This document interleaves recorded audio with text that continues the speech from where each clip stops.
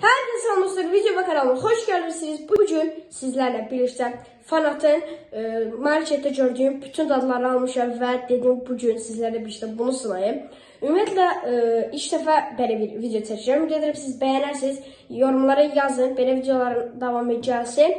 Neyse çok uzatmadan keçid edək videomuza.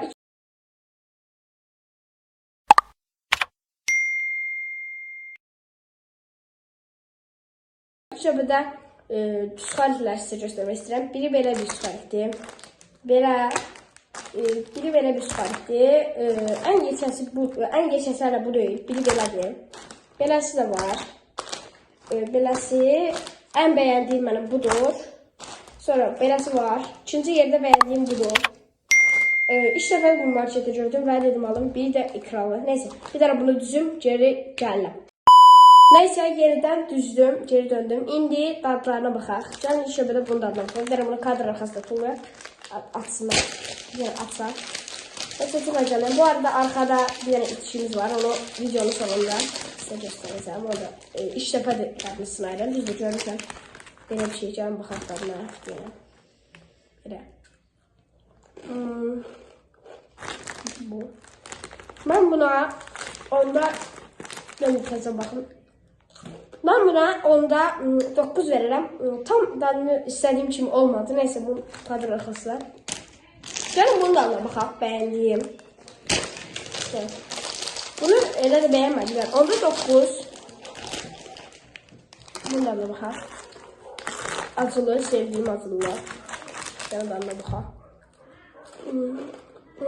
Tam istediğim kimi acılı, bombadır. Onda 10 veririm. Bəyəndim bunu. Bu əla. Gəlin bunun dadına baxaq. Bunu çox bəyəndim. Bombastik dadı var.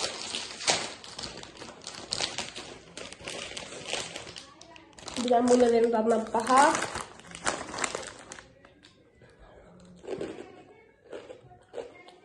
Buna onda 5 verirəm. Tam istədiyim kimi deyil. Onda 5. Gəlin indi ən maraqlı bunu alaq. Bunu da açaq. İlk dəfə də bunu gördüm. Dedim alaq. Gəlin görək dadı necədir. Bir dənə baxaq dadına.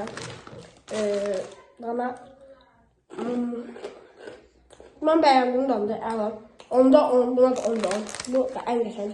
Sonda ən çox hansını bəyəndim onu sizə deyəcəm. Gəlin bunu açaq. Bəlkə bunu gözləyirəm. Bu anı gəlin açaq. Əgər belə dad testi videoların davamı gəlməyi üçün bu videoya like atın. Maksimum bir dənə bəyənək istiyorum. Bir dənə baxaq dadına buna. Məncə baxaq. Yox, bəyənmədim. Dadı yoxdur. Sıfırdır. Üstünə dönər var amma dadı yoxdur. Onda 0. Heç bəyənmədim bunu. Gəlin bunu açaq. Daha sonra deyəcəm ki, bayaq dediyim kimi ən çox hansı dadını bəyənmişəm. Baxaq bir dənə pendirli.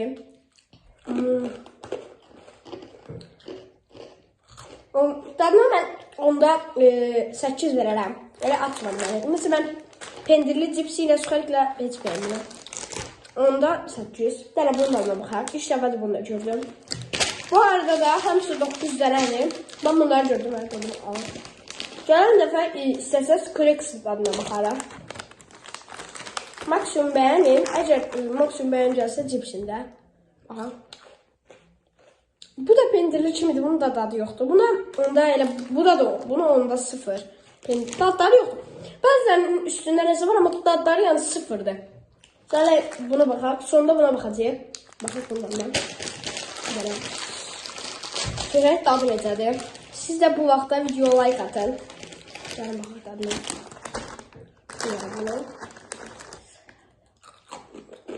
Oy da çox bəyəndim. Həqiqətən onda 10 verirəm buna. Bəyəndim. Gəlin sonumuzun alsaq bir dadına baxaq. Buyurun. Və bəyəndiyim içişimiz bərk turbodur. İndi hər şeyin sonunda bunu dadına baxacağıq. Gəlin baxaq bunun dadına. Baxaq. Oha! Əla deyim, çox pipdir. Bunu çox bəyəndim. Gəlin bunu da deyək ki, kadr arxasında biz açsınlar.